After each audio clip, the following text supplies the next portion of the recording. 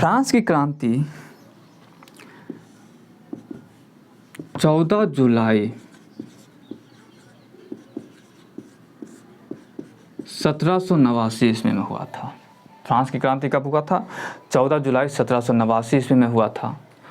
उस वक्त फ्रांस का जो राजा था, राजा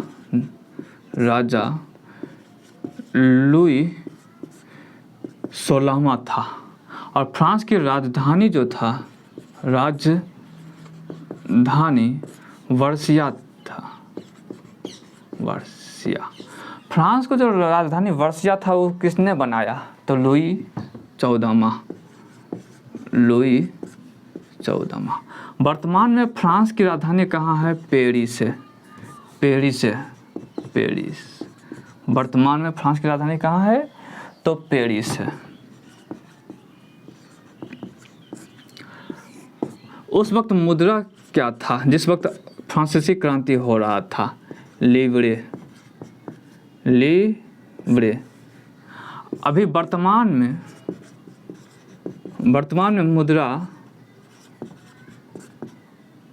मुद्रा है यूरो। जिस वक्त फ्रांसीसी क्रांति लुई 16वां के शासनकाल में हो रहा था, उसमें टीले और टीथे एक प्रकार का कर था। टीले भूमि कर था,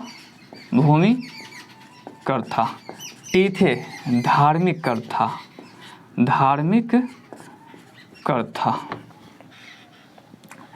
तो इतनी आप पहले अच्छे से समझ लो दोस्तों। उसके बाद मैं आगे बढ़ता हूँ कि फ्रांसीसी क्रांति 1789 ईस्वी में हुआ था।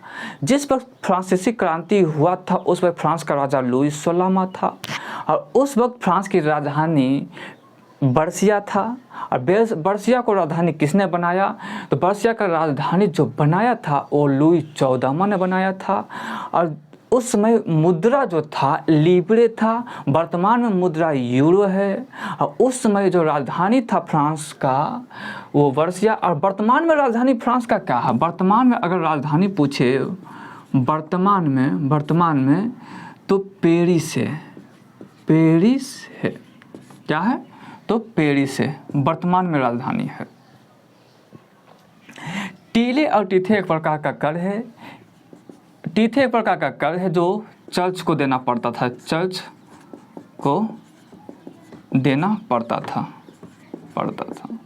ठीक। फ्रांसीसी क्रांति होने का मुख्य कारण है कि उस वक्त फ्रांस के लोग तीन वर्ग में बटा हुआ था। 3 वर्ग में। पहला यानी प्रथम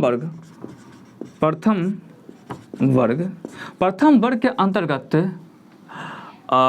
पादरी लोग आ जाते थे। पादरी लोग होता क्या, जो पढ़े लिखे शिक्षित विद्वान लोग रहते थे वो प्रथम वर्ग के अंतर्गत आ जाते थे। तो इसलिए जो वहाँ का राजा लुई 16वां था वो जानता था कि ये पढ़े लिखे लोग हैं, अगर हम इससे कर लेंगे तो ये विरोध करेगा। इसलिए उन्होंने क्या किया? फ्रांस की राजा पादरी लोग से कर नहीं लेता था। दूसरा अमीर लोग आ जाते थे। ये अमीर लोग थे, अधिक धन संपत्ति था, और इसके कारण से फ्रांस के राजा इससे कर नहीं लेता था।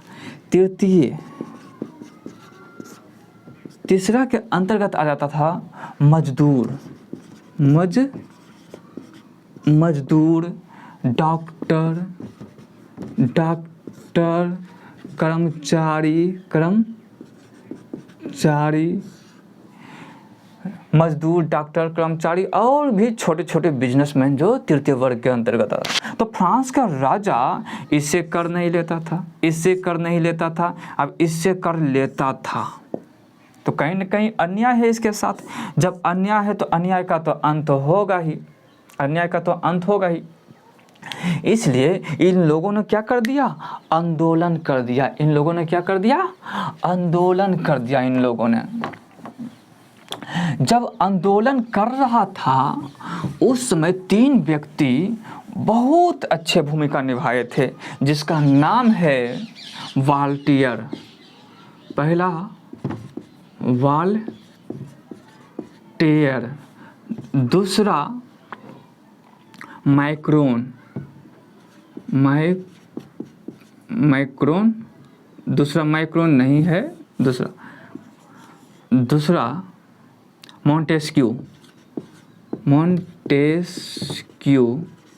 मॉन्टेस्क्यू, तीसरा रूसो।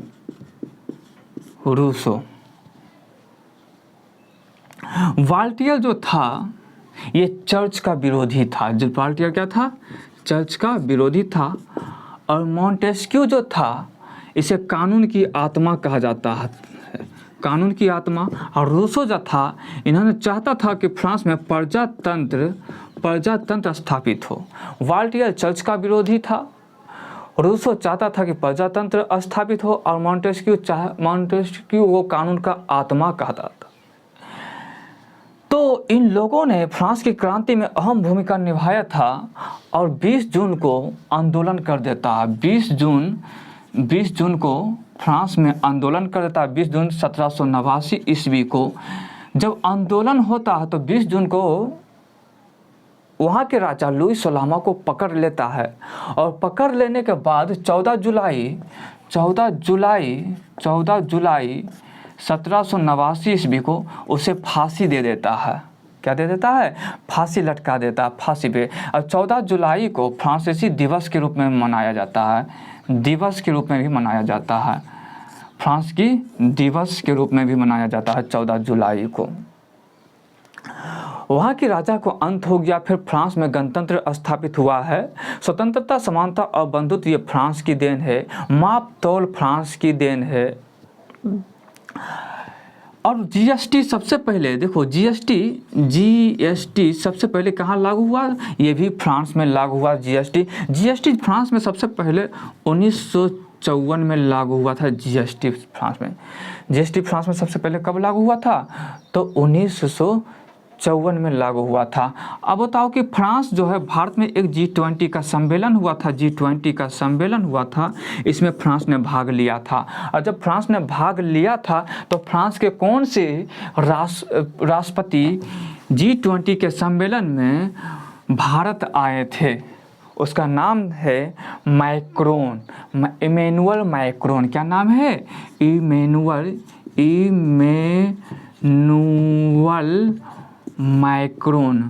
मैक्रोन है, जो कि G20 के सम्मेलन में भारत आया था। G20 के सम्मेलन में भारत आया था। और देखो यानी फ्रांस का प्रधानमंत्री कौन था? एलिजाबेथ।